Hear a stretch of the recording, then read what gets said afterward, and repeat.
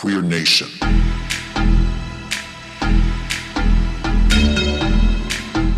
Boa noite a todos, é um prazer estar aqui com vocês no nosso último encontro do curso Queer Foco. Queria agradecer desde já a presença de todos ao longo do nosso curso. Foi muito legal essa troca com vocês, nossa pesquisa enriqueceu muito com esses encontros. Mais uma vez, queria reforçar aqui que esse curso está sendo realizado pela Secretaria de Estado de Cultura, Esporte e Lazer do Mato Grosso. Eu sou Inaí Cortez, essa altura, né? Vocês já me conhecem, nosso último encontro. E a Marcela Klein, estamos aí realizando esse curso em parceria, curso, pesquisa. Esse curso ele só existe graças ao CECEL, como a Inaí falou, através do edital Viver Cultura. E é isso, a gente decidiu fechar a tampa assim, bonito, com aquele lacinho, com as cores da bandeira, no dia 17 de maio, que é um dia imprescindível para a comunidade LGBTQIAPN+. Vamos lá, Inaí? Bora! No nosso último encontro, a gente viu um pouco da epidemia de HIV pelo mundo, né? Mas a gente deu um foco central ali nos Estados Unidos por conta do trabalho do Grand Fury, que foi aquele coletivo de arte importantíssimo, né? Que fizeram um trabalho incrível. E hoje a gente vai começar a trabalhar essa perspectiva no Brasil. Então, a gente vai pegar, né, a epidemia do HIV no Brasil até a contemporaneidade, né, e as questões contemporâneas que a gente vai ter dentro da luta LGBTQIAPN+, e também, como sempre, com muita arte, né? Então, hoje a gente vai trazer muitos artistas contemporâneos. Então, para contextualizar um pouco aqui o HIV no Brasil, no Brasil, ele ficou muito conhecido como uma peste gay. E eu acho que isso já fala muito sobre o preconceito, né, que foi muito propagado nessa época, como se somente, né, a comunidade gay tivesse suscetível ao HIV.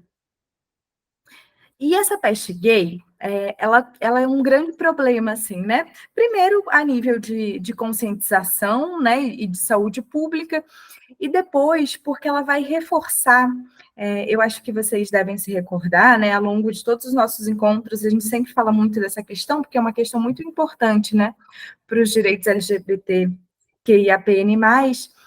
que é a questão da patologização. Então, a luta pela despatologização, ela sempre esteve muito presente no movimento. E esse momento do HIV, da epidemia de AIDS, o que vai acontecer é que muitos cientistas, as mídias, elas vão se utilizar da epidemia de HIV para reforçar esse discurso, né, de como ser gay seria uma patologia.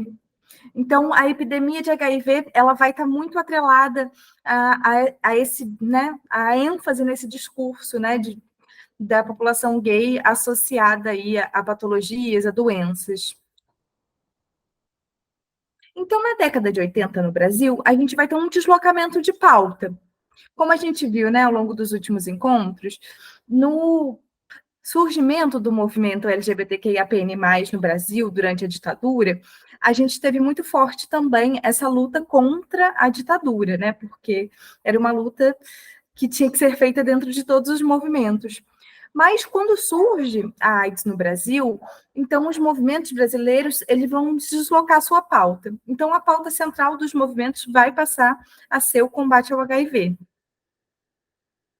Uma das coisas que também vai surgir nesse período é a sexualidade no debate público, porque até então, né, as mídias, os jornais, não se falava sobre sexualidade. Sexualidade era como se fosse um assunto privado, que não participava do debate público. E o HIV vai trazer à tona, né, a questão da sexualidade no debate público, nos jornais, na política. Até então não se discutia sexualidade nesses ambientes.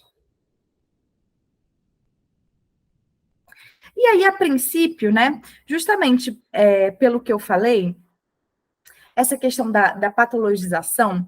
Então, a princípio, a comunidade, né, LGBTQIAPN+, no Brasil, ela vai, né, por um período muito curto de tempo, vai realmente pensar se ela vai debater as questões de HIV e de AIDS por conta dessa preocupação com a patologização, mas logo ela vai perceber que é imprescindível que se lute, né, contra o HIV, vai perceber aí, né, mortes em massas, e logo vão ser fundados diversos grupos, né, que vão aí tanto acolher as pessoas, porque isso vai acontecer muito, né, pessoas com HIV que não vão ser acolhidas pelas suas famílias, então a gente vai ter muitos grupos de apoio nesse sentido, e também na luta, né, para que se pesquise, na luta para um acesso ao sistema de saúde, para que se investigue, para que se desenvolva medicamentos, e na luta também pela conscientização.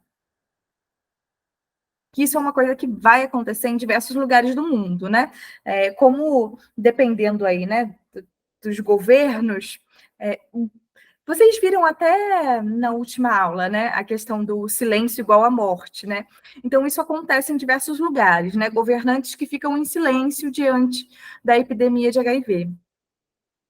Justamente por quê? Porque, né, a princípio, eu acreditava que só afetava a comunidade LGBTQIAPN+. E como é uma comunidade vulnerabilizada, né, então esses governantes não faziam esforços nesse sentido. Mas aí, né, a comunidade vai ser muito importante nessa luta, justamente para que se pense políticas públicas. E aí, eu trouxe para vocês o primeiro cartaz feito sobre conscientização sobre o HIV. E adivinha quem fez esse cartaz, gente? Darcy Penteado, né? Já somos todos aqui fãs. E aí, é claro, né?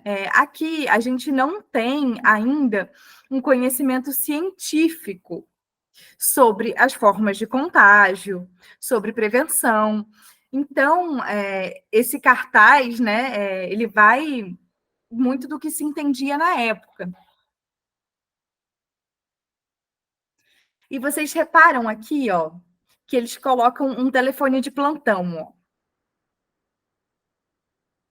Grupo de prevenção à AIDS, né? Esse grupo, na verdade, ele é um grupo da sociedade civil. Ele não vai ser um grupo estatal. Porque, como eu disse, vão ter muitos grupos aí que vão nascer justamente tanto apoiando as pessoas, acolhendo as pessoas, grupos, né, que vão lutar aí pela conscientização, pela prevenção. Antes de entrar no Leonilson, eu queria trazer mais uma questão, né? A princípio, esses grupos nascem aí da sociedade civil, por uma questão realmente, né, de necessidade, e ao longo a gente vai ter o que a gente vai chamar de onguinização. Quem fala sobre isso é o Renan Quinalha, que eu uso bastante aqui como referência. E o que é esse processo de onguinização, né? Esses grupos, esses coletivos, eles vão passar a se tornar ONGs. Por quê? Porque nesse período também vai se ter uma leitura de política pública, vai se começar, né? Os governantes vão começar a se dar conta da imensidão do nosso país, da diversidade de problemas do nosso país, e que os governantes, né, e o legislativo não são suficientes para dar conta de todos os problemas do país. Então, você começa a ter esses convênios que hoje a gente tem muito, né, extremamente comum, mas esses convênios com ONGs, que é o Estado, né, ele repassa o dinheiro para que a ONG atue naquele território. E isso vai coincidir justamente com esse momento do HIV. Então, a gente vai ter diversos coletivos e grupos que vão surgir aí da sociedade civil por uma emergência e vão se tornando ONGs. Isso vai ser bem comum.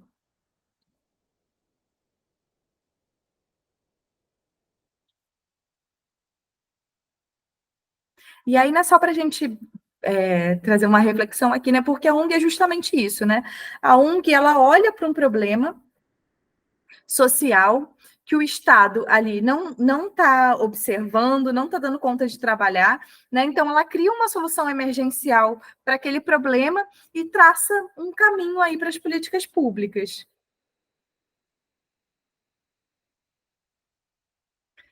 E aí, quando a gente fala de HIV no Brasil, né, a gente não pode deixar de falar do trabalho incrível de Leonilson, de 1957 a 1993.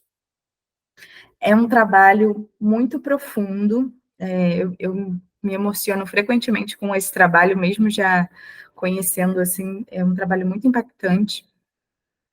E o Leonilson, né, ele é um artista que ele nasce no Ceará, mas ainda criança ele se muda com uma família para São Paulo e ele vai desenvolver aí a sua trajetória artística em São Paulo, também com muitas participações em exposições internacionais, inclusive um grande reconhecimento internacional.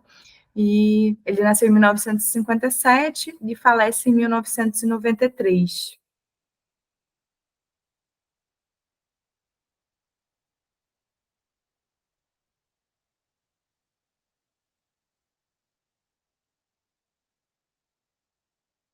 Lê pra gente, Marcelo, você que faz essa leitura poética bonita. Sobre o peso dos meus amores, eu vejo a distância, eu vejo os atalhos, eu vejo os perigos, eu vejo os outros gritando, eu vejo um, eu vejo o outro, não sei qual amo mais, sobre o peso dos meus amores. Sobre o peso dos meus amores, Leonilson. Isso já é 90? 1990? Então, após o descobrimento, né, do HIV pelo Leonilson, ele vai fazer duas séries que vão ser bem impactantes, que vão trazer essa temática, que é sobre os pesos dos meus amores, é uma dessas séries, e o Perigoso é a outra. Essas séries, elas são muito impactantes, porque o que acontece muito quando a gente tem uma epidemia, acaba que essas mortes, elas viram números, né? E é claro que é importante, né, porque você tem que pensar no número de estatística para se criar políticas públicas, para entender a dimensão do problema, mas para quem está vivendo isso, para a família que está vivendo, para os amigos, né, essas mortes não são números. E eu acho que o Leonilson traz isso muito forte, porque a partir do trabalho dele, você consegue ter uma visão muito pessoal, muito intimista, né, de uma pessoa que está ali, né, à beira da morte, porque na década de 80, 90, né, você ter o diagnóstico positivo de HIV, isso era realmente uma sentença de morte, e todo o preconceito que vai ser aí direcionado a essas pessoas, e você vê, né, essa perspectiva de quem está vivendo isso. Então, esse trabalho dele, ele vai falar muito sobre solidão, ele traz muito forte, né, essa imanência da morte, né, uma pessoa que está ali criando e já muito pensando, né, sobre a questão da morte.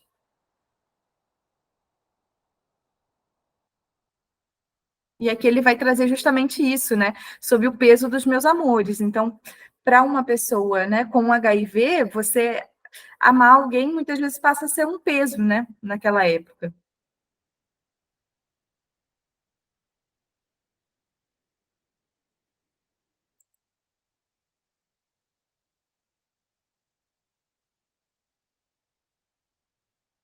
E aí esse é um trabalho que ele vai fazer em 88, né, onde ele borda em um travesseiro ninguém, trazendo justamente essa ideia, né, da solidão, expressando aquilo que ele sente naquele momento, né.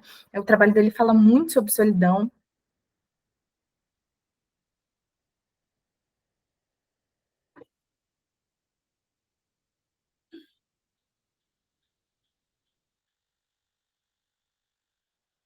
E o HIV impacta muito o trabalho dele, né? Ele já era um artista, inclusive reconhecido antes de ser diagnosticado com HIV, e ele trabalhava muito com a pintura. Mas por questões, né, respiratórias, como o HIV começou a atacar muito o sistema respiratório dele, ele teve que parar de pintar por conta do cheiro da tinta. Então, o HIV vai representar uma mudança no trabalho dele, tanto uma mudança na temática, né, que a gente vê aqui, né, essas questões ligadas à solidão aparecendo com muita força, mas também uma mudança técnica, porque ele vai parar de pintar. Então, ele vai começar a construir arte com bordado e também muito desenho.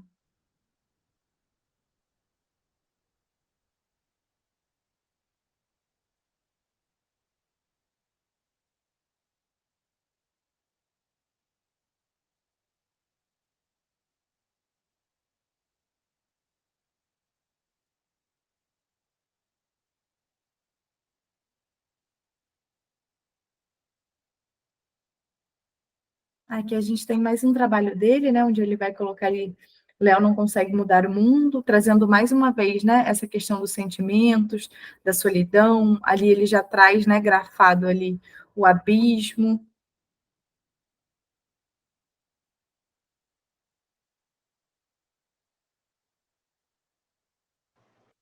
Né? Parece que está bordado inconformado e solitário.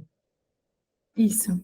Inconformado, solitário, abismo e luzes.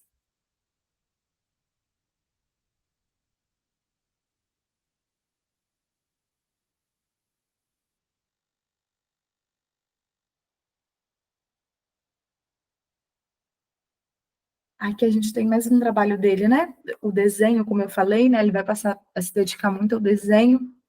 Esse trabalho é o Grande Rio. Ele vai ter alguns outros trabalhos também nessa linha, e que vai justamente trazer essa questão das barreiras, né? Entre eles e as pessoas, né? Que volta novamente para essa questão da solidão. E também muito a questão do vazio. Isso não só como temática, mas inclusive como técnica. Se vocês repararem, né, vai começar a se usar uma paleta muito branca, a gente vai ter muito branco nessas imagens. Se a gente vê, né, a escala de branco em relação aos desenhos, as grafias, tudo isso trazendo muito essa sensação de vazio, de solidão.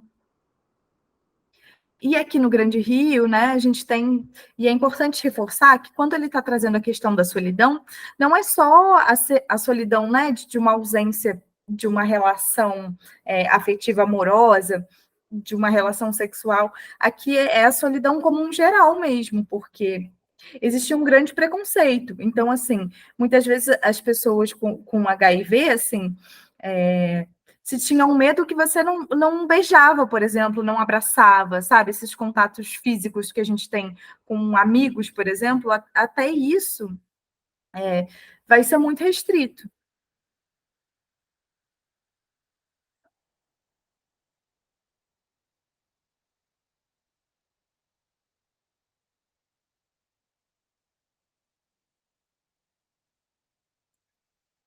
Aqui a gente tem essa escultura escadinha. Essa também vai ser uma vertente bem forte do trabalho dele, né? Onde ele vai trabalhar esculturas, desenhos de pontes, né? Que parecem que não saem de lugar nenhum e não chegam a lugar nenhum, trazendo justamente essa ideia de vazio, de falta de perspectiva. E eu acho que a escadinha traz isso muito bem, né? É uma escada que ela não sai de lugar nenhum, não chega a lugar nenhum. E ele vai trazer diversos trabalhos nesse sentido. Ele também vai fazer muitas pontes, assim.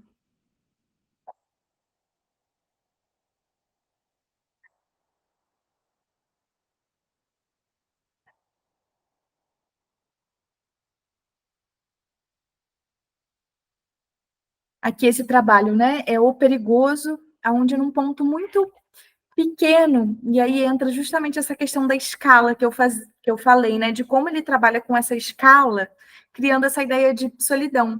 Então, esse ponto muito pequeno que vai trazer para a gente essa ideia de solidão e esse imenso vazio branco. E o perigoso fala muito de como ele se sentia, né? Porque ele se sentia como um perigoso, né? Como um risco às outras pessoas.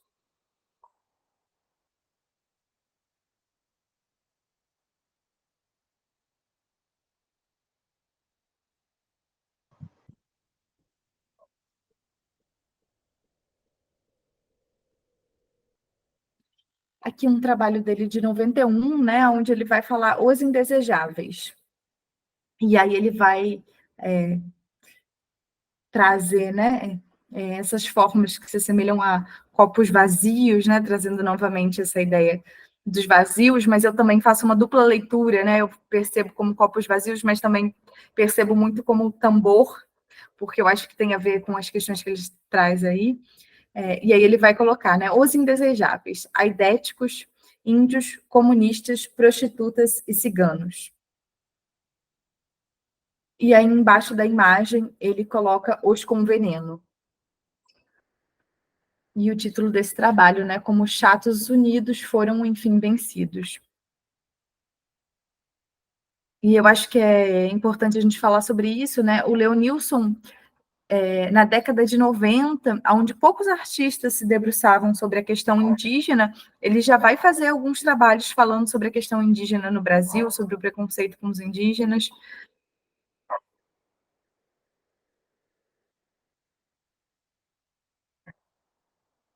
E a própria comunidade cigana que ele traz aqui, né, que é uma comunidade extremamente invisibilizada no Brasil, né? Até a nível de dados, é muito difícil você ter, inclusive, essas informações estatísticas. Sobre essa mesma temática, eu trouxe uma fotografia da Nangold. A Nangold é uma fotógrafa americana e ela vai fotografar muito a comunidade queer nos Estados Unidos. É um trabalho que eu só trouxe essa imagem, né, que é só para ilustrar uma questão que eu vou falar aqui, mas vale a pena aí para quem tiver interesse anotar o nome dela e procurar o trabalho, que é um trabalho incrível. Mas eu quis trazer aqui essa foto, né, onde você tem aí, né, um casal e uma pessoa, né, já hospitalizada com HIV, justamente para falar de questões que vão surgir na epidemia de HIV. Então, aqui vai começar a luta pela união homoafetiva. E um dos motivos, né, de que essa luta, né, de que essa pauta vai surgir com muita força nesse momento, vai ser justamente essa questão, né? Porque você vai ter casais onde uma pessoa vai ser hospitalizada e muitas vezes o outro não vai ter o direito de acompanhar por não ser considerado família. Então, isso é uma questão que vai ser muito recorrente, assim, em diversos casos. Então, isso é uma das causas que trouxe com força essa pauta da legalização da união homoafetiva.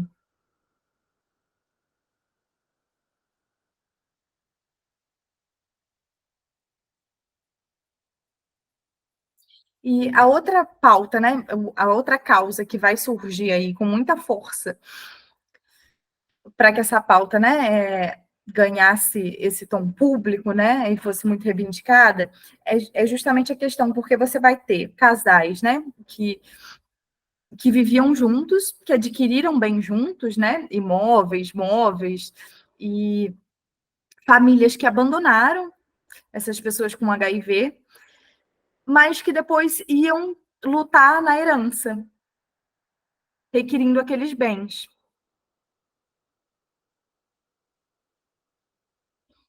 Então, por isso também você vai ter com muita força aí, né, essa luta pela legalização da união homoafetiva nesse momento.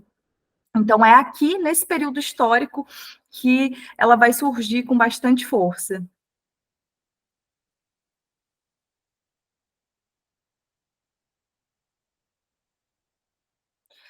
E aí, como eu falei, né, então essa pauta surge com muita força ali, né, a partir de 85, né, e década de 90. Na própria década de 90, a gente vai ter juízes progressistas que muitas vezes no processo, né, vão reconhecer uniões homoafetivas, reconhecer o direito a bens. Esse, essa, esses processos muitas vezes vão ser revogados por instâncias superiores.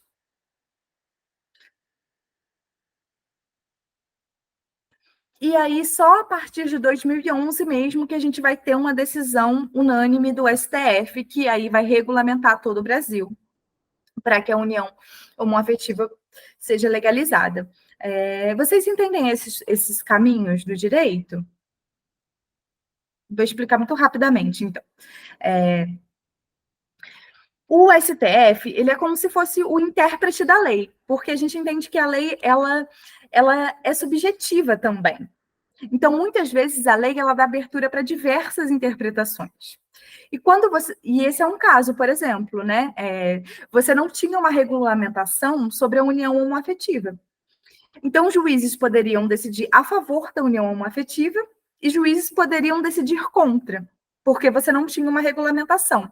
E quando a gente tem casos como esse na legislação, esses casos vão para o STF, que é a instância superior, e aí essa decisão do STF, né, que no caso aqui, né, foi o reconhecimento das uniões homoafetivas, passam a valer para todos os processos judiciais.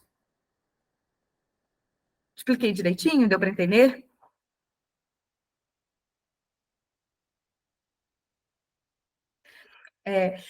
Então, a gente vai ter esse reconhecimento em 2011, mas ainda vai acontecer, né? De mesmo com esse reconhecimento, você ter, por exemplo, cartório se recusando a fazer essa união. A gente ainda vai ter casos como esse. Então, em 2013, a gente vai ter uma resolução que vai obrigar os cartórios a realizarem esses casamentos. E aí, não só união estável, né? E aqui vai passar a englobar o casamento em si também, né? Que são categorias diferentes, união estável e casamento.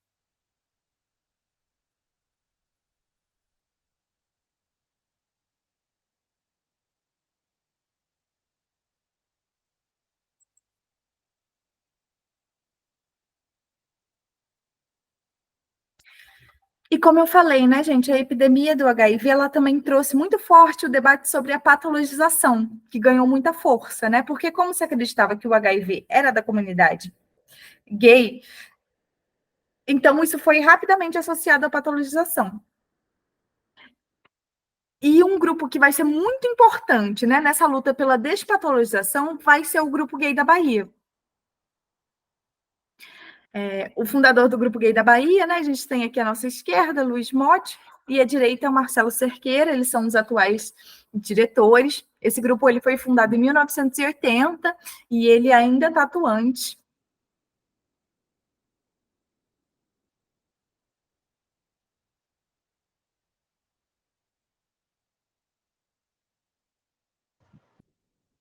É para eu começar? Bom, gente, boa noite para quem não dei boa noite. Ele aí está falando, né? O Grupo Gay da Bahia, ele realmente foi fundamental para muitas questões dentro da comunidade LGBTQIAPN+. A gente vai ver isso ao longo da nossa aula. O Luiz Motti é um professor universitário. Ele foi a pessoa que fez a triangulação entre as instituições de ensino superior, os órgãos públicos e a comunidade LGBTQIAPN+. As travestis, assim, também, vou falar isso um pouco mais à frente. Ele foi o cara que conseguiu, né, tomar a frente, pegar a frente disso, junto com as travestis, junto com o Grupo Gay da Bahia, e eles abriram uma frente absurda entre as décadas de 80 e 90. Frentes essas que não só buscavam a questão da união homoafetiva, como Ney colocou, mas essa luta contra a questão da patologização, e eles fizeram uma força assim, muito, muito grande, muito, muito potente. Aí eu coloquei essa imagem, que foi um movimento muito legal, que eles fizeram logo no início, lá no grupo. Eles faziam as mareatas. Essas imagens, elas mostram, assim, todo o grupo se dividia em barcos, e eles, ao invés de eles fazerem passeata na rua, né, encarar a polícia, porque pensa, além da questão da AIDS, além da questão do preconceito, você ainda tinha a repressão policial, porque, bem ou mal, no início da década de 80, a gente ainda estava onde? Na ditadura. Olha só como tudo fica muito maior quando a gente está dentro de um outro contexto, né? Político, social, enfim. Então, as mariatas eram um movimento organizado por eles, no qual eles faziam para tentar, de alguma maneira, chamar a atenção dos políticos, dos jornalistas, mas de uma maneira pacífica, tranquila, pela água. Né? É lógico que eles faziam ali alguma coisa, conversavam com os militares, porque eles faziam um circuito que passava por. Ai, como é que chama, né? Agora eu esqueci. Ai, deu um branco agora. Esses. Ai, meu Deus. Que fica ali na beira da água, que é dos militares, como é que é? Porto? Não, não é porto. Ai, gente, ajuda aí, ajuda a tia. Raiz? Não! Que era construído pelos militares para proteger, eles ficavam na beira d'água, assim, como é Forte? Isso, isso. Eram os fortes. Gente, está todo mundo aí? Vocês estão aí? Está todo mundo aí? Está todo mundo vendo gente? Estão tão quietinhos. Então, as mareatas, elas eram esse movimento. Então, eles faziam esses combinados. Boa, valeu, Camila. Então, eles faziam esses combinados com os militares, com o pessoal ali dos fortes, né, para que eles passassem e iam passar pacificamente. E esses movimentos começaram a chamar muita atenção de jornalistas, porque era uma coisa completamente diferente, né, do que se fazia. É lógico que eles faziam passeatas, é lógico que eles, né, faziam esses movimentos mais comuns, mas as mareatas eu achei muito interessante, era uma coisa completamente diferente, esse movimento que eles faziam ali em Salvador. Mas você pode colocar para mim a opção de eu passar o slide, por favor?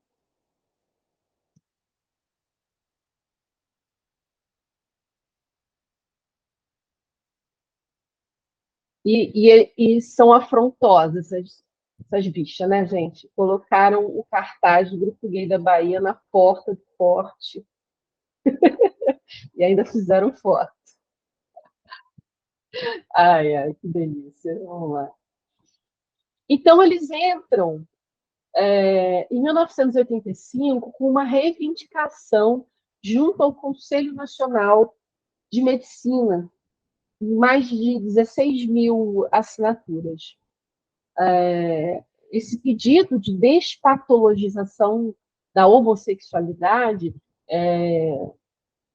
foi fundamental dentro dessa luta. Vou passar aqui o slide para vocês terem mais ou menos a ideia. O documento não aparece muito grande para a gente, eu fiz um recorte do início do documento e do final, para a gente ter mais ou menos uma dimensão do que eles estavam buscando e lutando e dessas conquistas. É lógico, como a Inaí falou, muitas das coisas que foram conquistadas, elas foram revogadas, e aí ficava nessa coisa de avança e volta, avança e volta. Mas é em 1985 que a gente tem esse primeiro passo de uma tentativa de despatologização da homossexualidade. Né?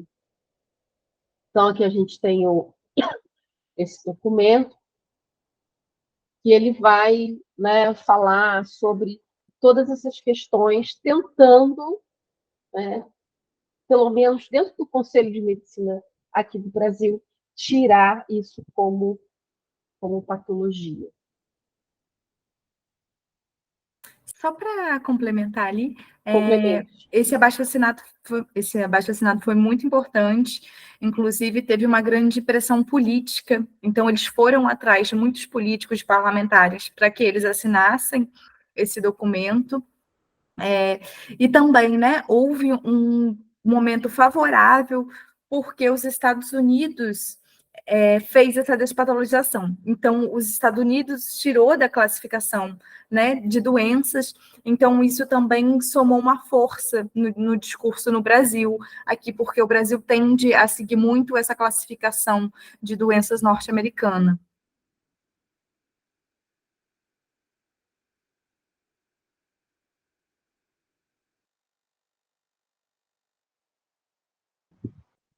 E aí, antes da gente entrar no filme, esse vídeo a gente ia passar na aula passada, mas não deu tempo, então a gente resolveu colocar ele aqui, porque ele também está dentro do contexto.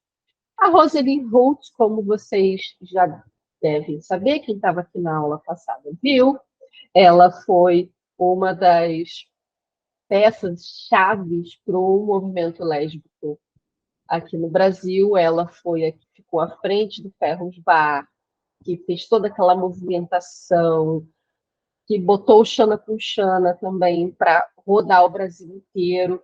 Então, ela é uma socióloga, uma antropóloga, né? E ela foi dar uma entrevista na Hebe Camargo. Olha só essa entrevista, gente.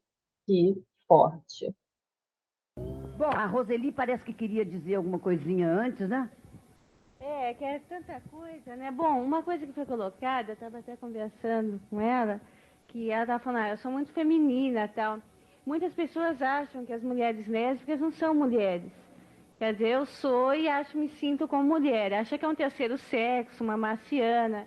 Então, eu acho isso importante, porque quando a gente pensa que se é mulher, coloca-se um estilo de vida lésbico como possível para qualquer mulher. E agora, me dirigindo mais para as mulheres lésbicas aí do Brasil todo, quer dizer, a gente existe, por enquanto é um grupo pequeno, e a gente está tentando pensar sobre isso, aliviar as mulheres da culpa, vergonha e dos conceitos que fazem mal, que atrapalham a vida da gente. Não é a nossa sexualidade, mas a repressão que a gente sofre, o policiamento é que faz mal. Então, mais uma vez, eu gostaria de enfatizar, a nossa caixa postal é 62.618, CEP 0.000 São Paulo, tá? É isso. Loyola. Você se acha feminina com sapato de homem? Como é que é, dona Maria? Você se acha feminina com sapato de homem? Olha, eu acho isso baixaria. Eu acho que não é por aí. Eu respeito esse programa e não vou entrar. Eu não acho que é nessa baixaria, eu estou me questão. defendendo. Você disse que você é Olha, totalmente eu feminina. lamento. Eu não vejo aonde. Eu lamento, acho que a senhora deveria fazer um Eu acho pouco que de eu acho autocrítica, que nunca é cada um tarde. luta com as armas que tem. Eu não vou, respeitando Eu o programa acho. da Eu não Hebe, eu acho não que vou você é entrar por feminina. esse caminho. Eu não acho você feminina. Mas eu não estou De preocupada jeito com nenhum. isso. Loyola pediu a palavra. É o seguinte, Hebe. Olhando, na verdade, o debate está se tornando uma questão pessoal.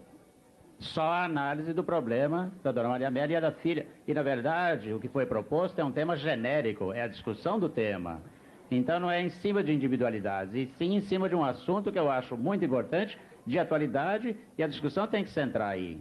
Por exemplo, o Ronaldo fez duas colocações muito boas e depois ele ficou quieto. Eu acho que ele tem mais coisas para dizer. Ele tem alguma coisa de muito importante para encerrar o nosso debate, né? Porque nós estamos realmente muito atrasados no horário, lamentavelmente. Olha Muito isso, obrigada, gente. Loyola, pela...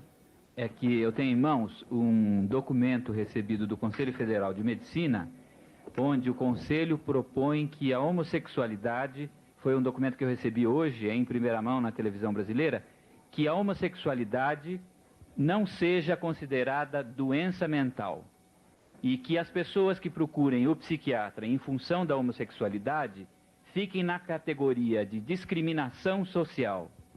Eu acho que é importante que vá uma mensagem outra para os pais. A dona Maria Amélia dá a dela, eu vou dar a minha. Depois de 21 anos de ditadura, eu acho triste um pai ou uma mãe que tenha que virar um policial em cima do seu filho. Eu proponho que as pessoas respeitem mais os seus filhos, que pensem que todos os seres humanos têm direito a ser, a sentir e a pensar aquilo que está dentro de si. Bom, eu só gostaria de colocar uma coisa. Como a dona Maria Amélia, ela não veio aqui para ser perguntada e nós, de repente, levamos todas as baterias em cima dela, fazendo 1000 perguntas. Ela veio para prestar um depoimento. Então, eu gostaria que a última palavra fosse dela. Bem rapidinho, dona Maria Amélia. Hebe, essa é minha opinião, eu não vou mudar, ninguém vai fazer a minha cabeça como foi feita da minha filha, porque eu acho que fizeram a cabeça dela. Essa é minha opinião, e eu não vou aceitar. E continuo afirmando, Hebe, que eu acho que a mãe tem por obrigação de saber aonde sua filha vai, para onde ela vai. Eu acho, essa é minha opinião, Hebe, você pode ser contrária, todo mundo pode ser contrário, isso é amor. Sabe, Hebe, isso é amor. Para mim pode não ser para você, pode não ser para Marília, pode não ser para a menina, pode não ser para aquela senhora, mas para mim é uma maneira de você amar sua filha. O mundo está tão cheio de coisas tão ruins, que uma filha pode ser, de repente, levada por um caminho desse, Maria. Dona Maria Amélia, agora a senhora ajudou sua filha. Não, eu acho que agora a senhora ajudou sua filha. A senhora disse assim, pode não ser amor para mim, pode não ser amor para você, mas é para mim. Dona Maria Amélia, pode ser amor para sua filha, o que ela está vivendo também. E não ser para os outros, não ser para a senhora. Não pode ser amor para ela. E esse trecho do debate eu achei bastante interessante, porque além da fala da Roseli Hu, que era um tema que a gente estava trabalhando na outra semana, trouxe também esse documento do psiquiatra. Essa entrevista, como é que é? Que bom que a Gabi finalizou. Já estava revoltada. Olha, isso é 85, cara. 85, imagina. Até hoje, a gente tem várias Marias Amélias aí pelo mundo, que a gente vai encontrando pelo caminho, né? Mas o bacana, assim, dessa parte do programa, né? Ao invés, não só a questão da Roseli, mas também o documento que o psiquiatra apresenta. Isso, para mim, foi extremamente significativo. Quando eu achei essa entrevista, eu chorei. Porque, assim, em 1985, o Conselho Federal de Psiquiatria reconhece que não é necessariamente uma patologia e que essas pessoas passam por discriminação. Cara, eu realmente fiquei assim, eu chorei. Nossa, que bom que eu achei um negócio desse, né? Muito bom. Alguém quer comentar alguma coisa sobre essa reportagem? Aí eu peguei um pedacinho do documento, né? Para a gente poder ter uma dimensão do que foi.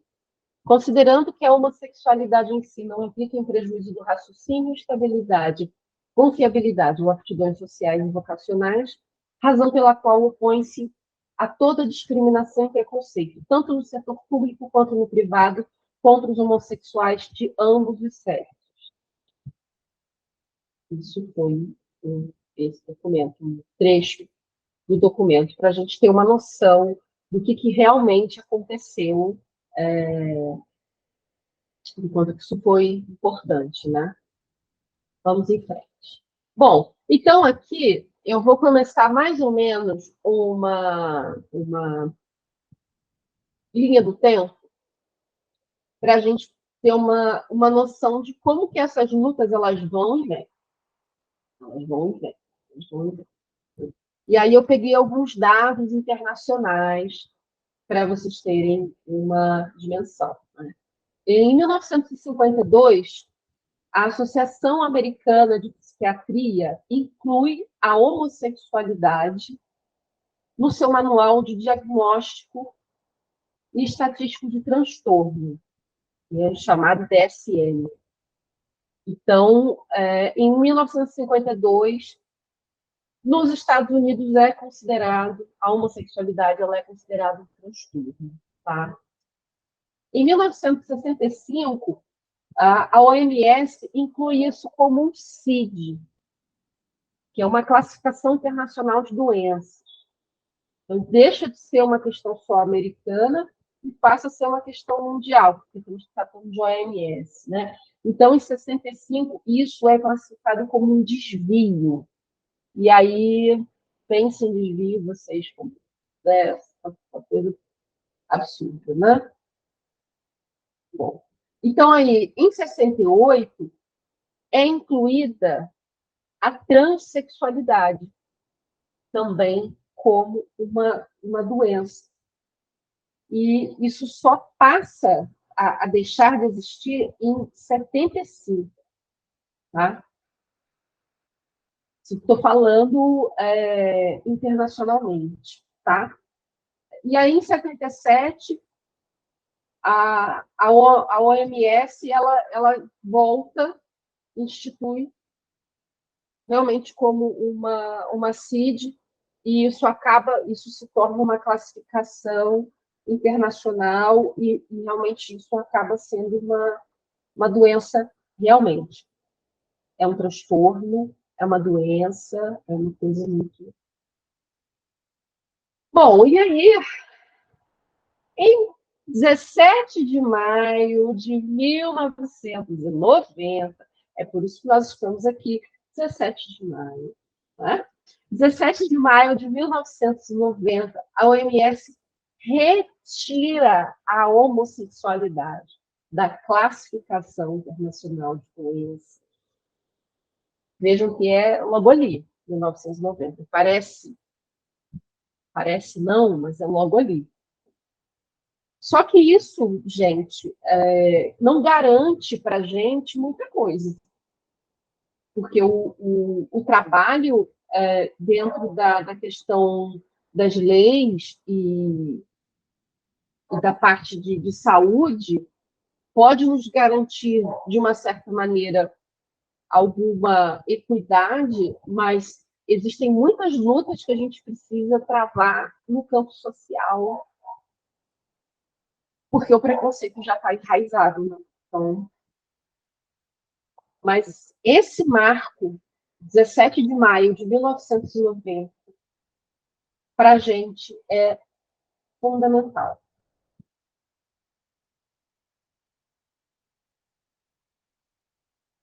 Naí, você quer colocar alguma coisa, falar alguma coisa, não? Então, vamos lá, minha gente. Atravessamos a década de 80, demos esse destaque para o Grupo Gay da Bahia. E aí eu quero trazer para vocês o Luiz Motti. O Luiz Motti, que era uma das pessoas que estavam à frente do Grupo Gay da Bahia. Professor universitário. Ele começou a se articular com órgãos públicos e com os travestis. Como é que começa essa articulação?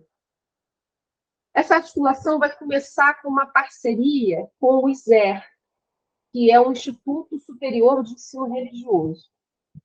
Esse instituto ele fazia um trabalho, entre a década de 80 e 90, ele fazia um trabalho de prevenção contra HIV e AIDS, principalmente entre mulheres.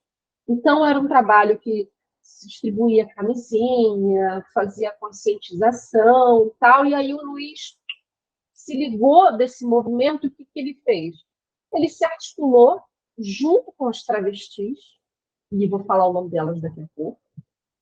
Ele se articulou com essas mulheres e começou a fazer o movimento, e nesse movimento surge o Grupo Astral, que é a Associação de Travestis e Liberados. Essa associação ela vai surgir em 1992. Vai surgir assim, enquanto movimento organizado, porque essas coisas elas não surgem assim do nada, né? Essas coisas elas vão se estruturando, vão se organizando, e aí as travestis elas decidiram, né, se reunir até por uma questão de ter os seus direitos mais assegurados. Não, gente, vamos se juntar aqui, vamos começar. Então, quem começa esse movimento? Keila Simpson, Giovanna Baby, Indianara e Siqueira, são Pessoas que vão começar esse movimento e vão trazendo com elas outras para seguirem. E aí o que acontece? Surge o astral. O astral surge e com toda essa articulação, o que elas começam a pensar? Bom, vamos então agora criar congressos que vão formular políticas públicas. Hoje a gente usa esse termo políticas públicas, né? Mas na época isso não era uma palavrinha tão usada. Mas eu vou usar políticas públicas para a gente poder entender. Elas começaram a pensar políticas públicas para pessoas travestis e trans, especificamente. Então, elas começaram a organizar congressos. Esses congressos se chamavam Ente-Lives. As Ente-Lives, elas começaram ali em 93, no Rio de Janeiro. Era uma coisa que era uma ideia de ser uma coisa só ali, regional, parará. Mas o movimento cresceu e se tornou nacional.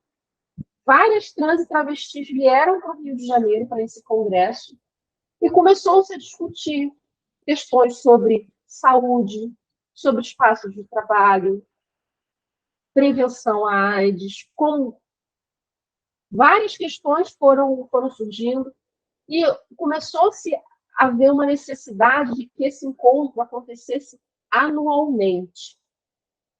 E esse movimento ele foi acontecendo anualmente. Primeiro no Rio de Janeiro, depois São Paulo, depois Vitória, foram para Salvador. Elas foram para vários lugares do Brasil para tentar, de alguma maneira, organizar esse movimento. Né? E o que vai acontecer durante esse processo do Ente-Lives é que o Grupo Astral vai se tornar um Reentral. Porque a associação estava muito pequena. Já não cabia mais aquele movimento. Então, elas se ampliaram para uma rede nacional de travestis e liberados, que é a Reentral.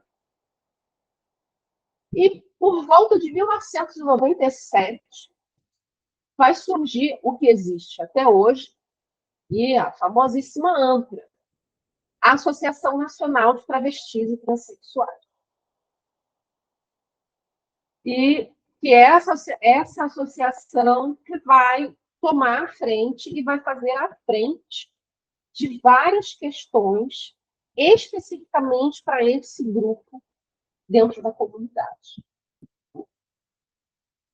Então, a ANTRA ela vai ter essa importância nacional e ela vai começar a construir diversos movimentos, como faz até hoje, para ajudar e colaborar para as travestis e transexuais. Eu trouxe para vocês... não, essa foto aqui. Essa foto aqui é sensacional. Eu estava lá pesquisando, né, sobre esses movimentos que foram acontecendo na década de 90, né, o Encontro Nacional de Travestis e Liberados. Essa é uma foto do quarto Ente-Lives. E aí, tudo bem, né? Aí a foto ali, eu estou olhando a foto e falo, gente, tem uma pessoa nessa foto aí que não me é estranha, que é alguém que eu conheço pessoalmente. Aí eu falei assim, gente, mas essa foto é assim. E aí, quando eu vi, e fui pesquisar a referência da imagem, aí eu falei, gente, Janara, tá aí. Eu falei, caraca, gente, é impressionante. Essas pessoas que estão nessa foto são as pessoas, talvez as pessoas mais importantes que ergueram o movimento de travestis e trans no Brasil. Então, até hoje aí, nessa luta. Porque é uma luta, né, minha gente? É uma luta. É claro que, se você for colocando nas letrinhas LGBTQIA+, né, assim. A gente sabe como que cada letrinha tem a sua luta, mas os trans e travestis têm uma luta intensa, bem forte. E aí, você quer colocar alguma coisa sobre o ANTRA? Não. Não? Mas agora você vai falar sobre esse trabalho aí.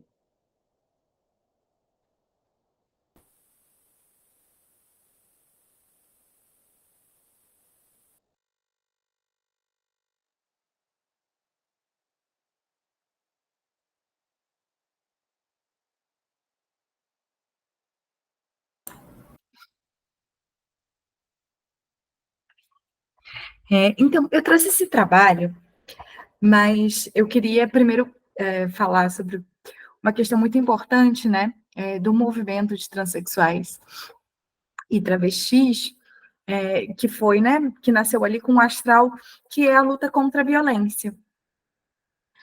Então, essa é uma das grandes pautas, né, do movimento, porque a gente tem aí dados terríveis no Brasil, e justamente para trazer essa questão da violência contra a comunidade trans, eu quis trazer esse trabalho, que é de um artista trans, né, o artista Cacils, e ele vai fazer esse trabalho onde ele faz uma performance e após a gravação da performance, ele cria essa instalação que a gente está vendo aqui, né? Então, o que a gente está vendo aqui na imagem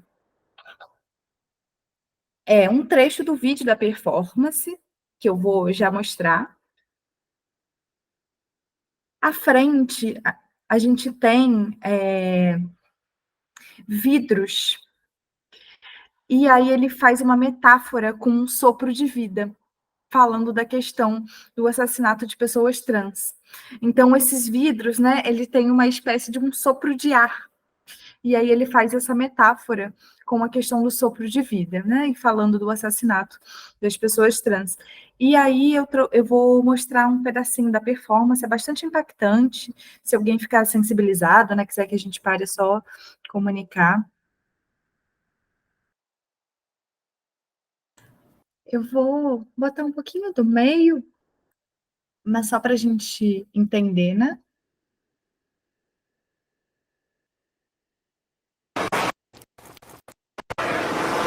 Six, 3, 4, 5, 6, 7, 8, 9, 10, 11, 12, 13.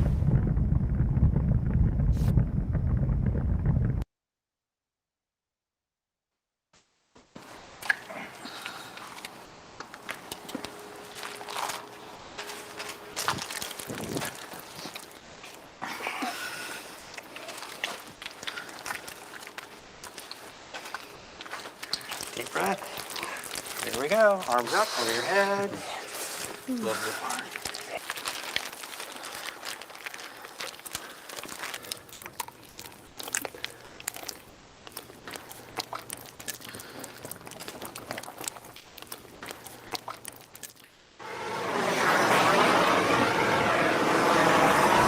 You're lit.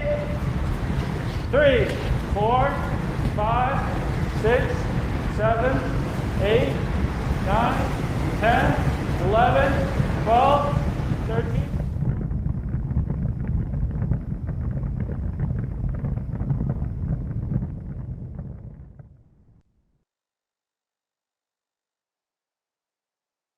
E Cacildes grava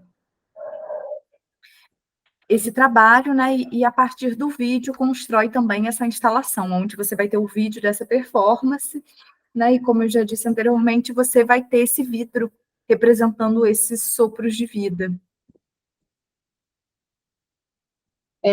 Uma coisa que eu esqueci de falar, que o Anti-Lives, que foi esse movimento das pessoas trans, das travestis, com esses congressos, eles conseguiram, em 1995, um convênio com o governo federal.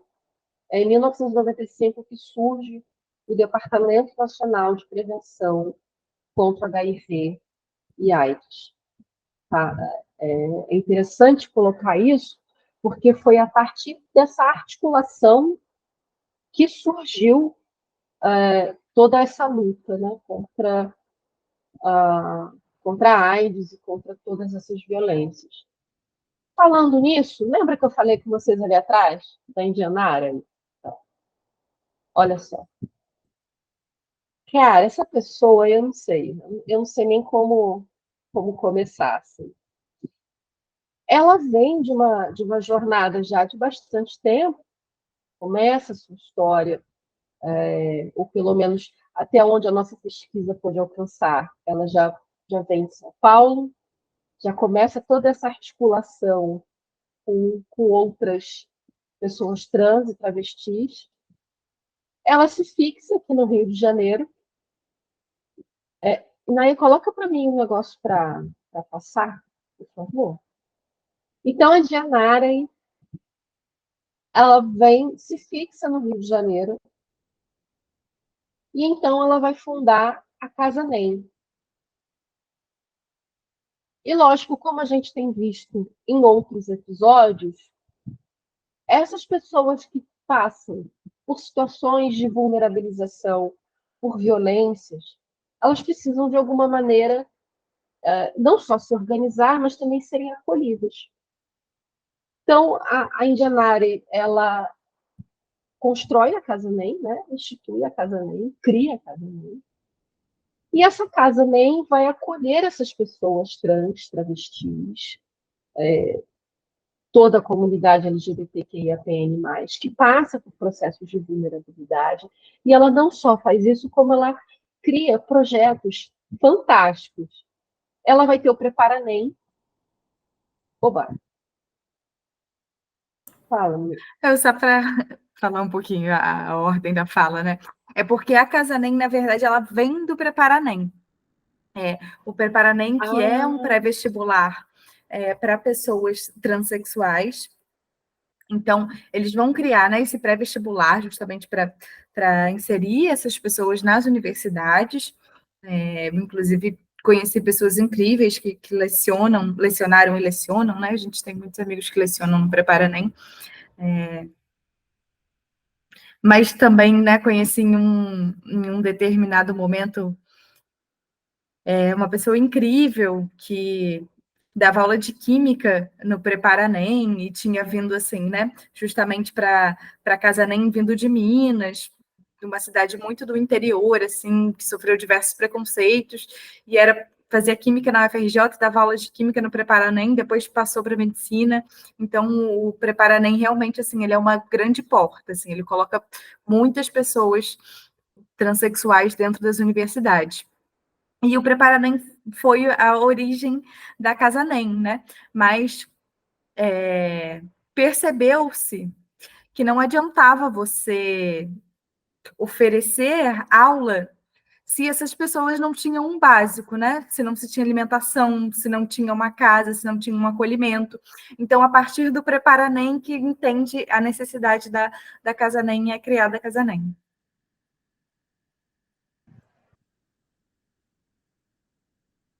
É isso, minha gente. Então, temos o Prepara NEM, o Cozinha NEM, que também é um outro projeto fantástico. O Costura NEM, que vai ensinar essas pessoas a fazerem suas próprias roupas, e isso também já profissionaliza, já leva para o mercado de trabalho. Aula de Libras, capoeira, fotografia. Gente, olha que espetáculo. História da arte. E isso é só um pouquinho de tudo que a Casa NEM proporciona para essas pessoas em vulnerabilidade. Porque, além disso tudo, e principalmente, é acolhimento e amor. É muito legal, muito bacana esse trabalho. Uma coisa que eu acho legal de trazer aqui, né? Porque na aula que a gente falou sobre as bols, né? A gente trouxe muito essa questão das famílias, né? E das mães das famílias, né? E a Indianari, ela é conhecida como essa grande mãe. Você tem diversas pessoas que vão chamar ela de mãe, né? Por conta da Casa NEM e dessa estrutura de acolhimento que se cria.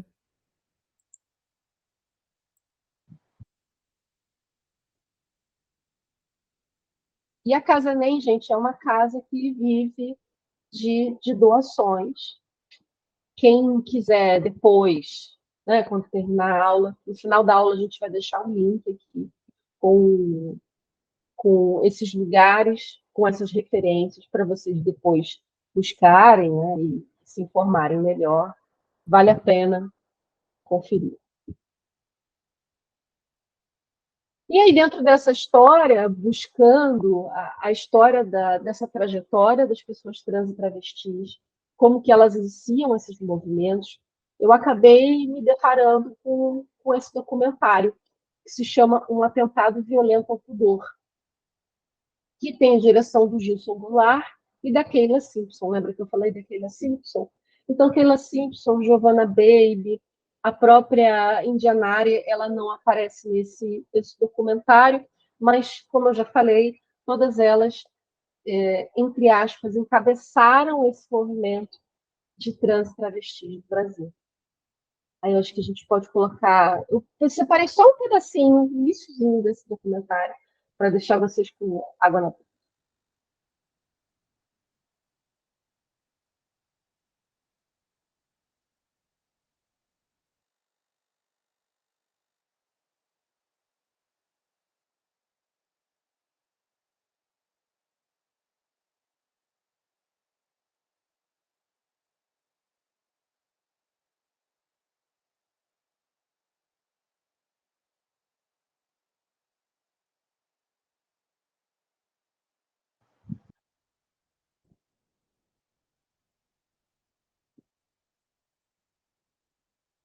Oi, Wellery.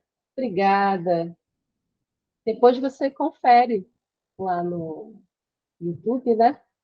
Quando o trabalho já estiver todo organizadinho. Obrigada, Wellery. Foi muito bom ter você aqui com a gente.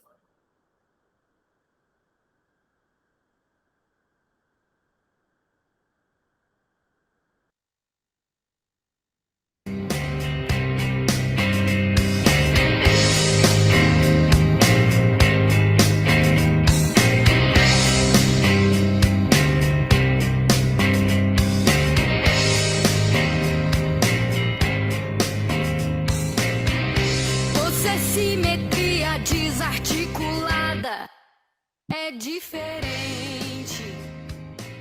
E aos 13 anos eu saí da casa dos meus pais para ir morar na capital do Espírito Santo, Vitória. Com 13 anos de idade, por causa desses sentimentos que eu sentia por pessoas como eu, meninos, eu resolvi então pensar em sair de casa. 6 anos de idade. 6 anos. E foi para onde? Fui morar na zona, no Brega. Já vendia meu corpo para sobreviver. Eu saí de casa, foi com 12 anos, fui ser artista de circo, depois fui ser prostituta. Aos 16 anos eu fui para a capital, em João Pessoa. Fui expulsa de casa e trazida para Salvador. A gente parece que é feito como aquelas bonecas de meio de feira, né? Que é feito em série, né? Todas são iguais, todas vivenciam a mesma coisa. Mas se a gente olhar, as confluências e as vivências, elas são muito parecidas. Mudam-se os lugares que as pessoas vivem, mas a forma e os sofrimentos são os...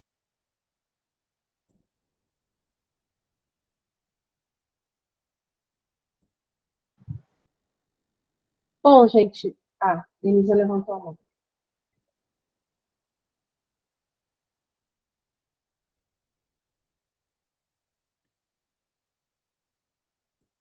Denisa? Será que ela apertou sem querer? Foi sem querer. Tá. Então tá bom. Bom, então a gente viu só esse pedacinho, assim, bem curtinho, para a gente ter uma noção, uma dimensão do que essas pessoas passaram e continuam passando, né? Enfim, é só para ilustrar o que eu estava falando. E eu não tenho um negocinho de passar aqui.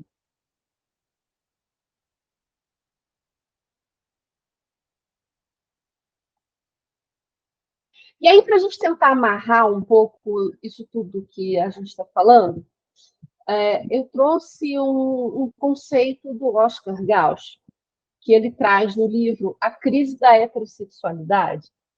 E ele vai falar de um termo que até então, dentro da nossa pesquisa, a gente não tinha visto, que é a noção da inteligibilidade de gênero.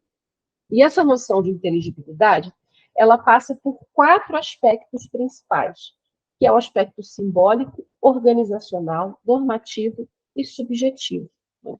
A dimensão simbólica, ela fala das dimensões múltiplas e contraditórias que acontecem com as pessoas que estão fora da heteronormatividade, né?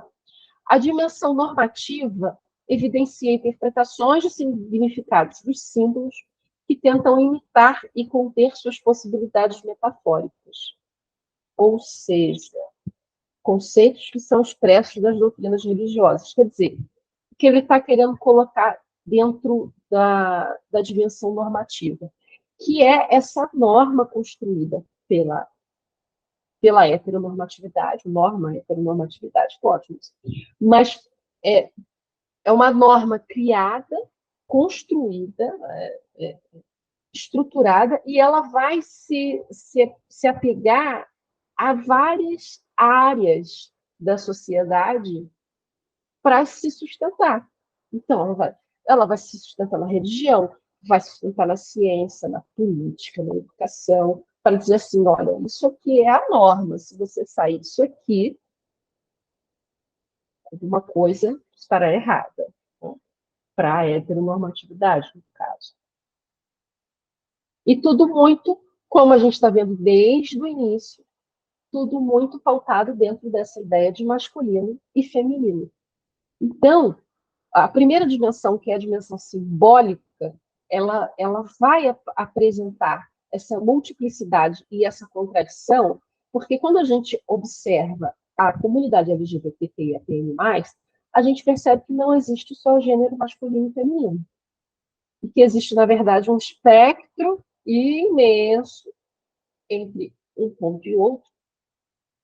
E, aos poucos, a gente vai percebendo que esses 2 pontos eles vão se dissolvendo. Bom, a dimensão organizacional diz respeito às organizações e às instituições que criam esse mecanismo para que a gente realmente acredite e viva dentro da heteronormatividade. É muito doido. Quando você faz parte da comunidade LGBTQIAPN+, e você vive dentro da heteronormatividade. Acontecem várias situações dentro de lugares, quando você está em contato com pessoas que são héteros, assim, acontecem diversas situações ali que ficam muito, né, dentro desse campo normativo, chega a ser meio, né, prensa, assim. E a dimensão subjetiva versa sobre as necessidades de examinar as maneiras como as identidades de gênero são construídas e relacionadas com atividades organizacionais, sociais e representações culturais historicamente situadas. Então, essa dimensão subjetiva que ele vai apresentar já é uma dimensão que já não é tão palpável assim, e que ela vai abarcar a maneira como essas identidades de gênero são construídas dentro da própria heteronormatividade. Eu achei bem importante trazer essas dimensões da inteligibilidade do gênero para a gente poder refletir sobre tudo isso que a gente viu até agora, do quanto que a gente sofre essas violências e essas violações porque existe todo um lugar ali heteronormativo que nos impede de tomar determinadas ações e nos impede de expressar os nossos sentimentos, de viver as nossas subjetividades. E, enfim, eu acho que esse conceito deu uma amarrada aí naquilo que a gente já vem conversando. Eu acho que, assim, né? Porque o organizacional e normativo é mais fácil da gente perceber o pensamento heteronormativo. A gente identifica com uma facilidade maior. E o simbólico e o subjetivo, ele requer uma análise, né, maior para que a gente identifique essa influência heteronormativa no simbólico e no subjetivo. E é isso que a gente faz aqui, né? Quando a gente traz arte de pessoas LGBTQIAPN+, a gente está justamente lidando com o simbólico e com o subjetivo, né? Então a gente pensa, a gente tem uma história da arte que constrói, né, todos os seus símbolos e subjetividades a partir da cultura heteronormativa, e para a gente ter acesso, né, aos artistas LGBTQIAPN+, a gente tem que ter um curso como esse, porque dificilmente você vai abrir um livro de história da arte e você vai ter acesso a essas imagens. Exatamente.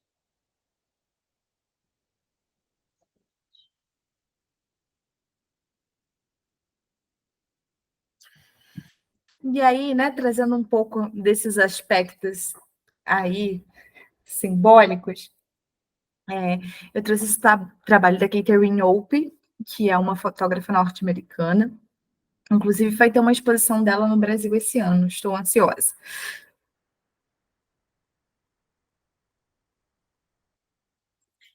E aí, ela vai trazer esse trabalho que é bastante forte, que é um autorretrato, onde ela vai, né, através de cortes, desenhar essa família nas costas. E aí tem várias coisas importantes para a gente analisar aqui, né? Primeiro que é um autorretrato de costas. E eu acho que isso fala muito, né, sobre a representação das pessoas LGBTQIAPN+, ou sobre a falta de representação, né? Então ela faz um autorretrato de costas.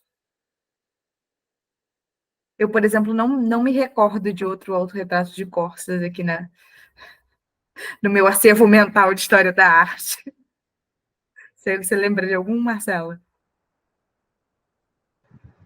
Não. O máximo que eu consigo lembrar de um autorretrato que não mostra o rosto é do René Magritte. O máximo que eu consigo lembrar, assim. Então, e aí justamente ela vai trazer essa violência, ela vai materializar essa violência. Isso é muito interessante, né? Porque talvez quando a gente fique, né, no subjetivo, no simbólico, a gente não consiga ver com tanta clareza. Então, aqui ela vai materializar essa violência que é os modelos de família. Que quando você tem esse modelo de família, né, fixo, rígido, com a qual todas as pessoas têm que se adaptar, que é o modelo propagado no audiovisual, né, que é o modelo propagado nas religiões. Então, as pessoas que não estão dentro desses modelos, isso tem uma violência, né? Essa falta de adequação, ela vem com uma violência. E eu acho que ela consegue materializar nesse trabalho muito bem.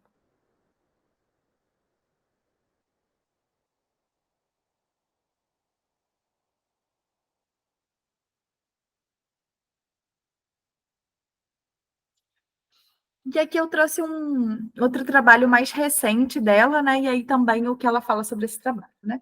O autorretrato enfermagem não é tão desafiador quanto o autorretrato recorte, mas eles estão tão ligados porque tratam do meu anseio pela domesticidade. Eu queria um lar, uma família, uma esposa, um filho. Eu queria tanto tudo isso. Então, cortei isso nas minhas costas em 1993. Então, uma década depois, tenho meu bebê e estou amamentando-o. para o mundo. Eles dizem algo sobre representação queer, mas para mim tudo se resume ao meu desejo e desejo de ter um filho.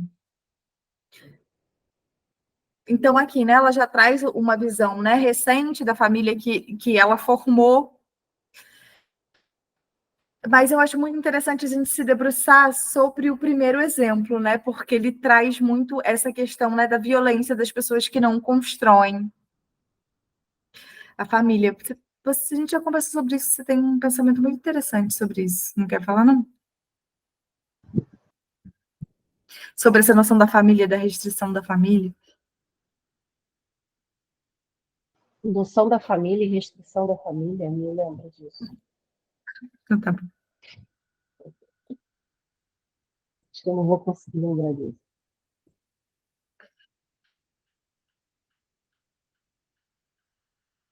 E aqui também eu trouxe o trabalho da Zanele Munhol, que é uma fotógrafa sul-africana.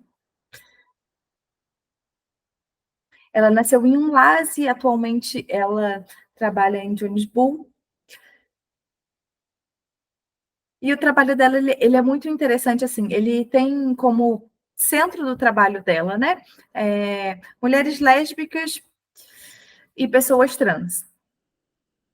E é interessante que ela faz esse recorte, né, dentro do LGBTQIAPN+, né, ela pouco se dedica, né, aos homens gays. Ela justamente quer trazer essa imagem, né, das mulheres e das pessoas trans.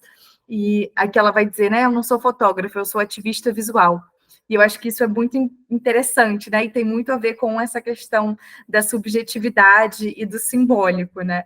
Então, você entender esses campos também como um campo de ativismo, né? Que o ativismo ele não está só na conquista de um direito legal, o ativismo ele também faz parte de você conquistar esse imaginário subjetivo,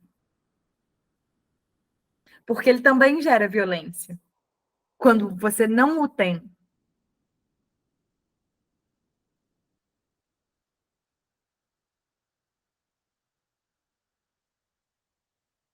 O trabalho dela é lindíssimo, predomina muito o preto e branco.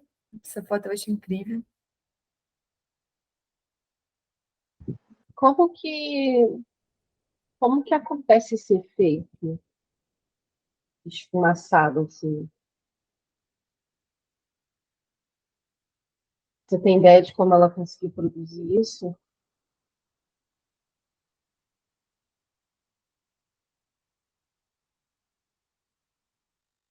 É interessante, né? Estou analisando. Deixa eu pensar sobre isso. Estou analisando agora ao vivo. Análise ao vivo.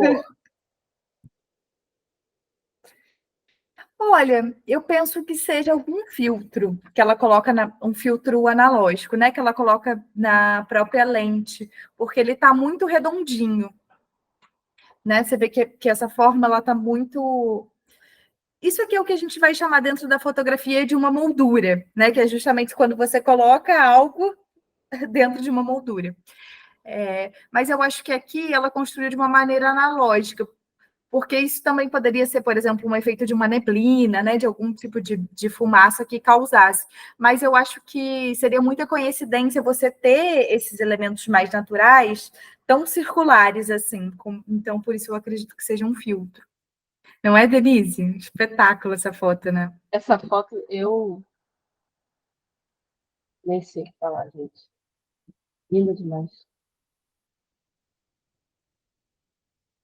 O trabalho dela é incrível, assim, e eu trouxe só um pequeno recorte, assim, mas eu recomendo todo mundo aí atrás do trabalho dela, porque é incrível, muito incrível. Mas uma coisa que é bem legal do trabalho dela é porque acaba que a gente cria um imaginário da cena queer, que ele também é muito branco, né? Que ele permeia muito também a cena queer dos Estados Unidos, e ela vai trazer essa cena queer na África do Sul, e trazer o protagonismo das pessoas negras na cena queer. Isso é uma coisa muito interessante do trabalho dela.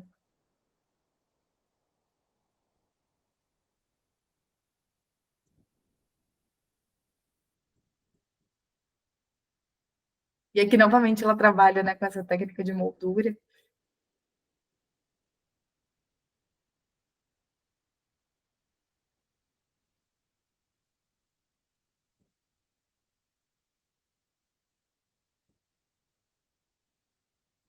Nossa, isso é muito forte, cara. Essa imagem é muito forte. Eu lembro de uma vez, já tem um tempo já que tinha uma aluna que ela estava nesse processo de transição. Como? Gelatina?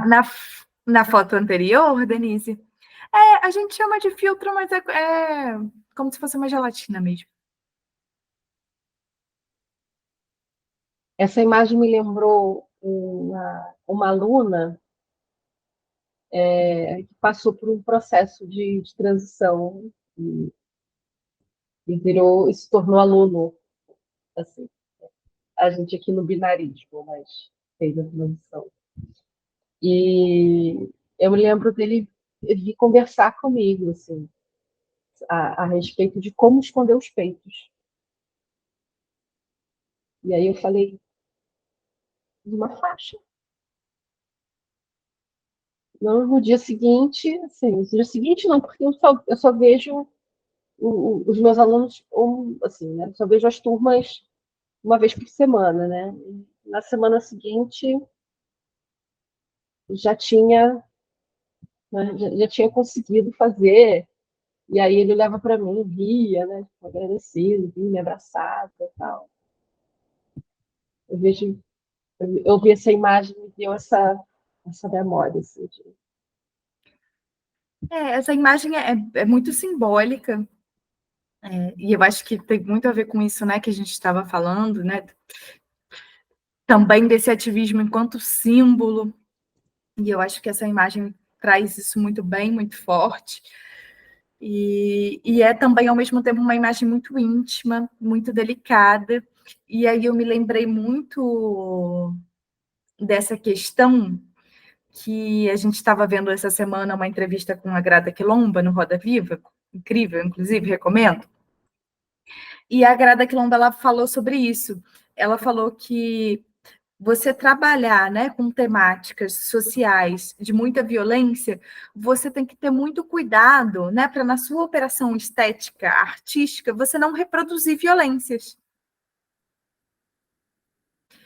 E eu acho que a Zanelli consegue muito esse lugar, né, de você não reproduzir essas violências. De você conseguir construir esses símbolos sem essas repetições de violência.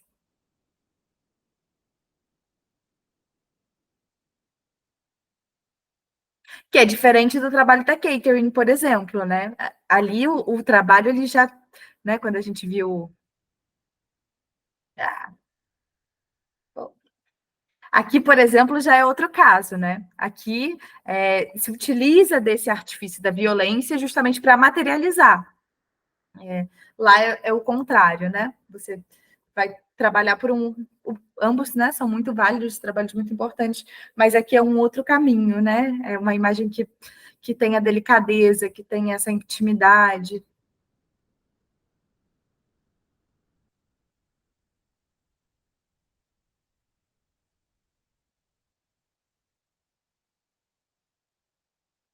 E aí, como hoje, ao longo da nossa aula... Isso, Denise. Essa dificuldade para o artista, né, de como você usar a poética, né, dentro desses dramas sociais.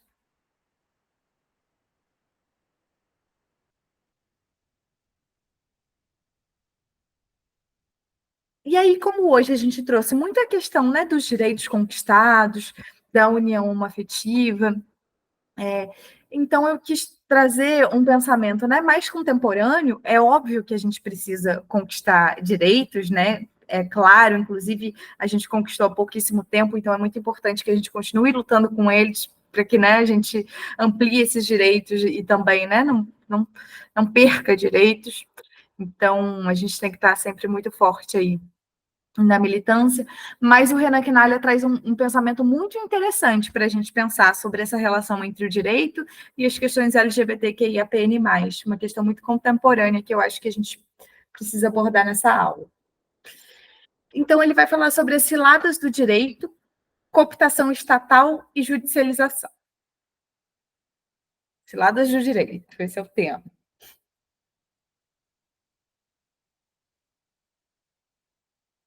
E aqui ele vai dizer o seguinte: o direito sempre cumpriu um papel central na normalização de uma ordem sexual, por ser visto como um tipo de racionalização da convivência humana mais moderna, técnica e imparcial, em relação às demais normas sociais, como a moral.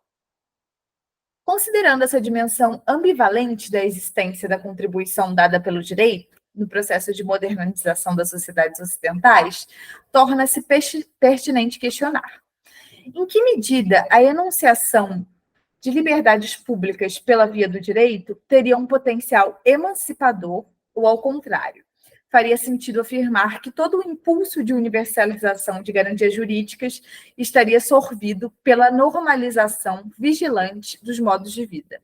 Estaríamos construindo uma efetiva igualdade ou estenderíamos a rígida matriz heterossexual que informa as estruturas jurídicas? Então, aqui, né, o que ele quer dizer com isso? Ele está dizendo, né, que as leis não são imparciais, que as leis elas nascem em um período histórico, em um contexto social, e todos os preconceitos desses períodos, eles também estão nas leis, tanto que a gente precisa atualizá-las o tempo inteiro, né? E então, o que ele vai dizer aqui, né? Então, quando a gente tem leis que são construídas dentro de uma lógica da heteronormatividade, ele fala sobre o perigo, né, da gente rasgar essas leis para entrar delas, né? Como se a gente estivesse estendendo, mas a gente ainda está entrando ali dentro da lógica da heteronormatividade.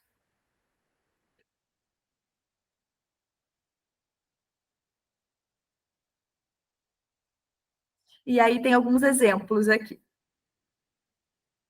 Aqui, por exemplo, né? No mesmo sentido de inclusão excludente, se alinha a decisão de 2018 do STF, que reconheceu o direito à identidade de gênero para pessoas trans.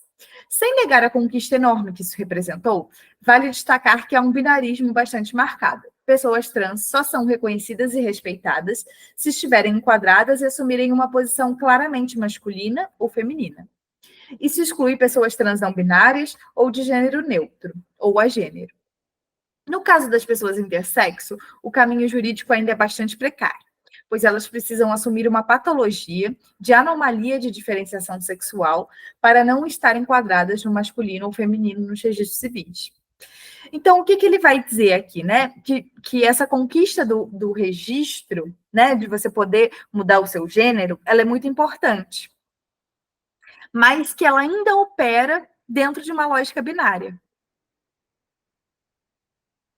Você ainda não tem espaço para você pensar, né, a intersexualidade, para você pensar gênero. É como se você tivesse estendido o direito, né, mas ele continua operando ainda dentro da lógica binária. E eu acho que esse exemplo ele é bem claro, assim, né, da cilada dos direitos, né, quando a gente abre a lei, mas ela ainda continua nessa operação binária, heteronormativa, né, não nesse caso, mas... Aqui um outro exemplo que eu quis trazer para a gente pensar, é bastante recente, né? Essa matéria tem 2 meses, se não me engano. STF decide que só uma das mães em casal homoafetivo tem direito à licença maternidade. Esse caso ele ficou bastante conhecido, né? Que é um casal de mulheres, onde uma era autônoma e a outra tinha um emprego formal. Então, a que tinha um emprego formal pediu a licença, só que não era ela que tinha engravidado, né, gerido. E aí o STF julgou e então deu o direito, né? Só que dentro disso também tem um perigo. Porque você está dando a licença maternidade a uma dessas mulheres. Então, não são as duas que podem tirar a licença maternidade. E aí, vale a gente pensar sobre a licença paternidade no Brasil, que é de 5 dias ali para empresas, né, que tem o convênio com o governo de empresa cidadão, pode ser estendido por mais 15. E o que essa lógica coloca para a gente? Uma estrutura extremamente machista, onde você vai ter uma pessoa provedora, porque só vai ficar ali, né, no máximo 15 dias afastado do trabalho, e uma pessoa que é responsável ali pela criação do filho, que vai ser a mulher. Então, essas licenças no Brasil, elas ainda reforçam muito esses modelos do papel de gênero. E o que aconteceu aqui? Isso se estendeu, né, para um casal de mulheres. Por quê?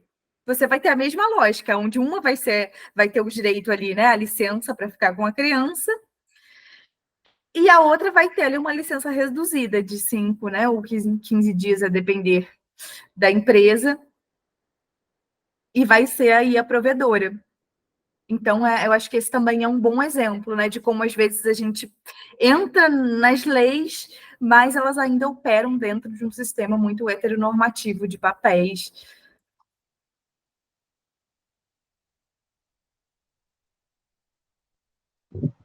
E aí, Inaê, eu acho que entra muito naquela lógica que você falou no início, a respeito do STF ser o órgão que interpreta a subjetividade da lei.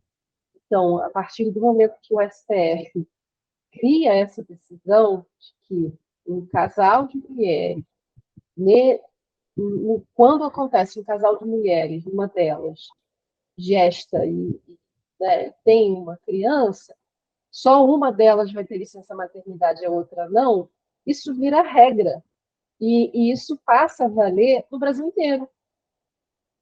Quer dizer, para você conseguir recorrer de novo e chegar a essa instância máxima, porque não é qualquer processo que chega no STF, não, pô. Você tem que passar por um monte de camadas até você chegar lá em cima. Para que isso se torne realmente algo diferente do que já está posto.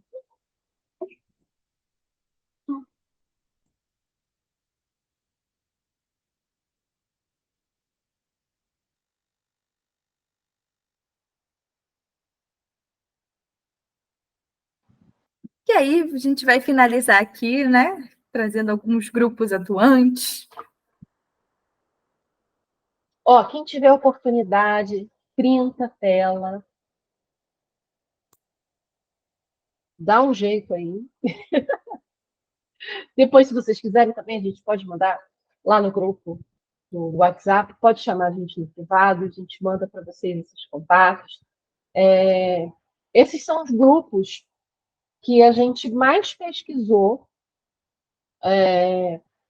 nessas aulas, e são os grupos que são atuantes até hoje. O SOS Corpo Feminista, que é um grupo lá de Pernambuco, ele já existe há 40 anos. O Grupo Afirmativo de Mulheres Independentes já fez 20 anos. Né? O Grupo Gay da Bahia, 40 também. Então, assim, já é uma galera que passou por esse processo todo de transição, de todas essas lutas, e está aí até hoje. Vale a pena a gente entrar e dar uma olhada, ver o que está rolando. Tem muita coisa bacana que eles produzem, não só de movimento, mas de conscientização. Né? Porque é isso, minha gente. A gente está aqui no dia 17 de maio de 2024, mas a luta continua. E ela vai continuar. Denise, fale-me. Eu não sei se vocês falaram, quando vocês trouxeram o olhar dos anos 80 sobre a AIDS, se vocês falaram algum aspecto, mas me veio a lembrança que quando isso começou, né, toda essa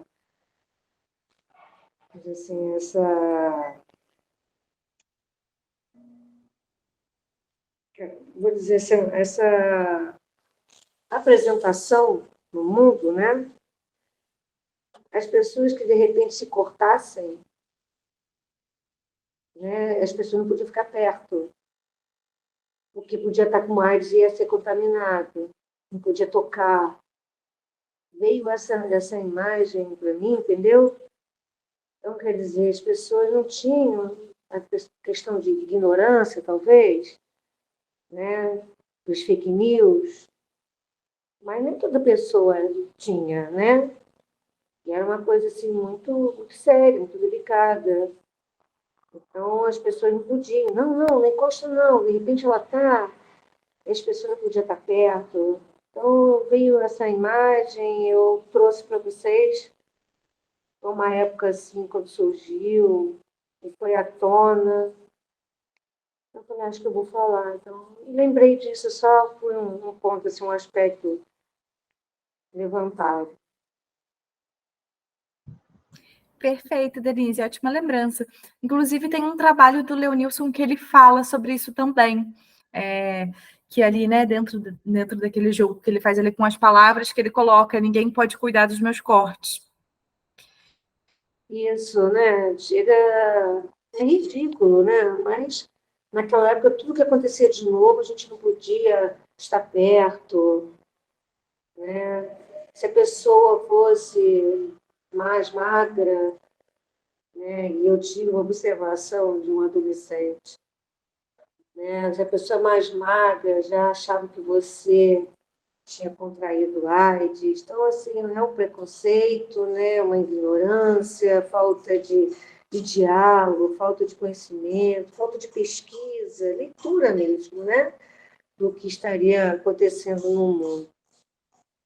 Então, eu quis levantar, trazer, não sei se vocês fizeram alguma ponta, e de repente eu não prestei atenção, então achei interessante, porque é um fato, é um fato.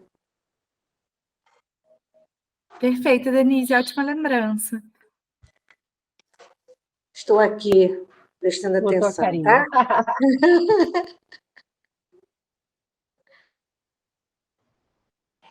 Obrigada. Nada.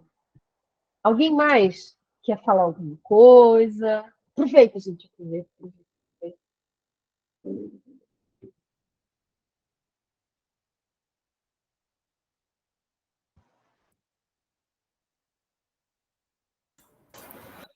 Oi, eu queria só agradecer vocês, eu acho muito importante esse trabalho de elucidação, de conscientização.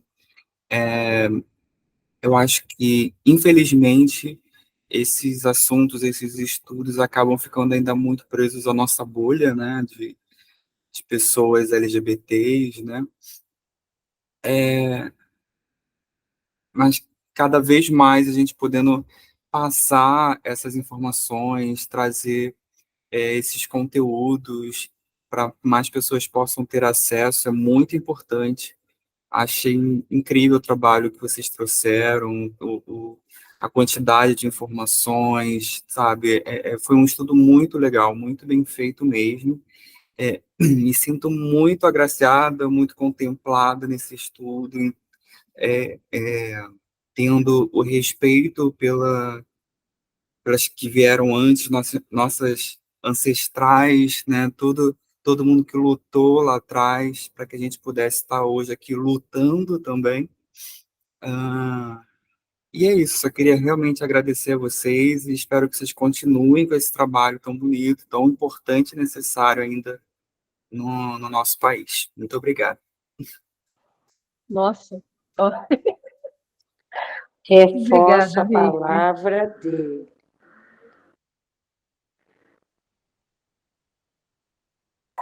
Obrigada, Vicky. A gente fica muito feliz com o feedback. Bom, a gente fica muito feliz. E as nossas aulas, né, do curso a gente encerra aqui hoje, mas a gente ainda vai disponibilizar alguns episódios da websérie. Então, nas webséries, a gente também vai trazer alguns outros artistas que a gente não trouxe no curso, também abordar algumas questões. Então, a gente continua compartilhando com vocês, né, o episódio da websérie, e todo o nosso curso está gravado, está disponibilizado no YouTube. E espero muito que vocês que participaram sejam multiplicadores, né? Que vocês possam replicar esse conhecimento aí, da maneira que vocês conseguirem, né? Para quem está em sala de aula ou com os amigos. E eu acho que é muito importante, né? Quando a gente dá aula, assim, né? Que esse conteúdo seja multiplicado, assim, é bastante importante.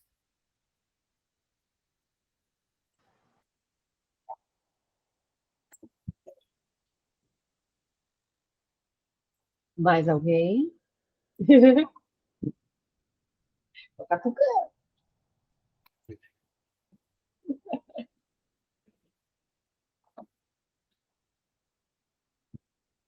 Gente, eu acho que é importante isso que a Vicky falou, de trazer a história, porque é através da história, é através do conhecimento que a gente vai conseguir continuar lutando e buscando construir novas pontes, novos caminhos, novos espaços, principalmente é com o conhecimento do que aconteceu que a gente vai ser capaz de manter o que tem. Se a gente não conhece a nossa própria história, a gente não consegue mantê-la, porque a gente não sabe. Então, quanto mais pessoas a gente conseguir alcançar, melhor, né? A Camila. Muito agradecida por fazer parte desse curso maravilhoso demais. Já o quê? Já queremos saber a data do próximo. A gente também. Não sabemos ainda. Exatamente, Vicky. É conhecendo o passado que a gente constrói o nosso futuro. E que a gente é conhecendo o passado que a gente consegue ter chão para caminhar no presente. Porque graças a essas pessoas que hoje a gente está aqui. Imagina se essas pessoas não estivessem lá atrás, a gente não teria nem espaço para estar falando o que a gente está falando e para ser o que a gente é no mundo. Imagina. Então, é maravilhoso poder olhar para trás e ver toda essa história, e toda essa produção artística, que também é muito significativa, e trazer isso para vocês, assim, para a gente, né? Porque essa troca foi linda, maravilhosa. Também quero agradecer aqui. Enfim, tô derretida. Então é isso, gente. Muito obrigada pela participação. Foi incrível estar aqui com vocês ao longo do curso. Espero que a gente se veja novamente, né? A gente fazendo novos cursos, a gente vai divulgar com vocês, com certeza. A gente continua com a websérie, e é isso. Só queria agradecer mesmo.